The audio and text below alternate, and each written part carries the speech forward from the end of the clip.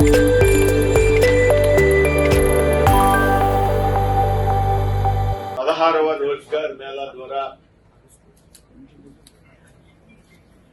నియామక పత్రాలు అందుకుంటున్నారో 4 డిపార్ట్మెంట్ కి సంబంధించి దాదాపు 81 మందికి ఈవేళ ఈ గుంతకల్లో నిర్వహిస్తున్నటువంటి కార్యక్రమంలో నియామక పత్రాలు అందజేయబోతా ఉన్నాం. ముందుగా వీరందరికీ కూడా ఎవరైతే ఉద్యోగాలు పొందినటువంటి వ్యక్తులు ఉన్నారో వారందరినీ కూడా పేరు పేరున అభినందిస్తూ ఉన్నారు.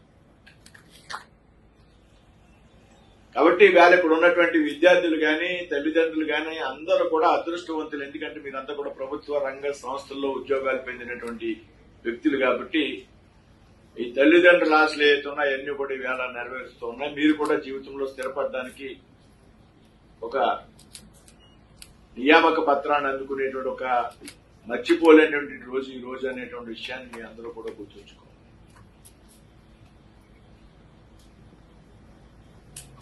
భారత ప్రధానమంత్రిగా నరేంద్ర మోడీ గారి బాధ్యతలు స్వీకరించాక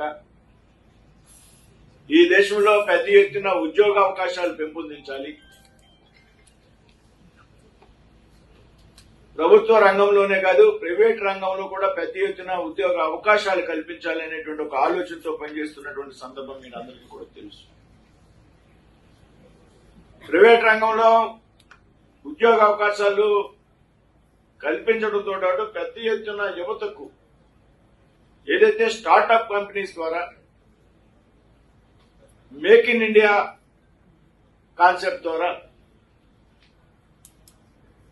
పెద్ద ఎత్తున ఈ దేశంలో యువతకు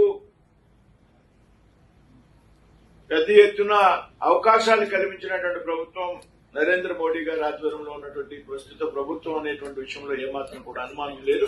దీని అందరూ కూడా అంగీకరించి తీరాలి. దయచేసి ఏ పార్టీకి చెందినటువంటి వ్యక్తులైనా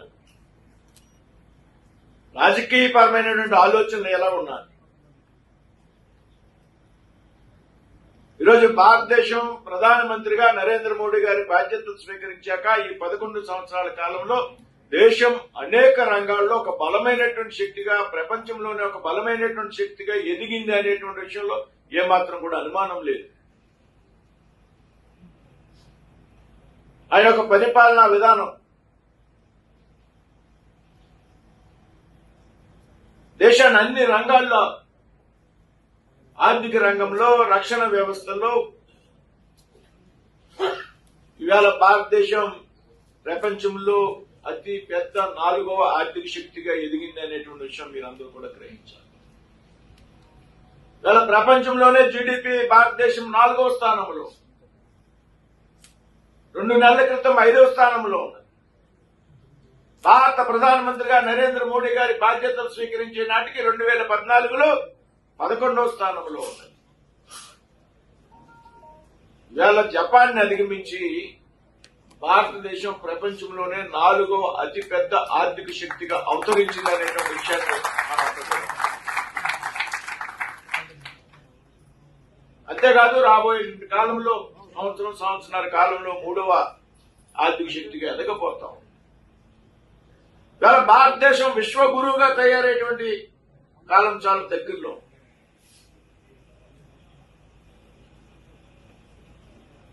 విద్యావకాశాలు, ఉద్యోగ అవకాశాలు పెద్ద ఎత్తున 2014 ముందు భారతదేశం, 2014 తర్వాత భారతదేశం అనేటువంటి ఒక 2 అధ్యాయాలు మనం ఈ సందర్భంగా నేను రాజకీయపరమైనటువంటి ఉపన్యాసం ఇవ్వట్లేదు, స్టాటిస్టికల్ ఆధారంగా మాట్లాడుతున్నాను. మీ దగ్గర ఉన్నటువంటి స్టాటిస్టిక్స్ చూడండి, వాస్తవాలు పరిశీలించండి, నెట్లోకి వెళ్ళండి, సమాచారాన్ని సేకరించండి. 2014 ముందు భారతదేశం, 2014 తర్వాత భారతదేశం.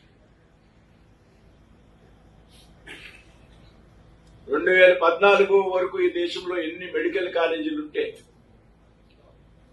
ఎన్ని ఎంబీబీఎస్ సీట్లుంటే 14 తర్వాత దానికి 2 మెడికల్ కాలేజీలు వచ్చాయి. ఈ 11 సంవత్సరాల్లో దానికి 2 సీట్లు పెరిగాయి.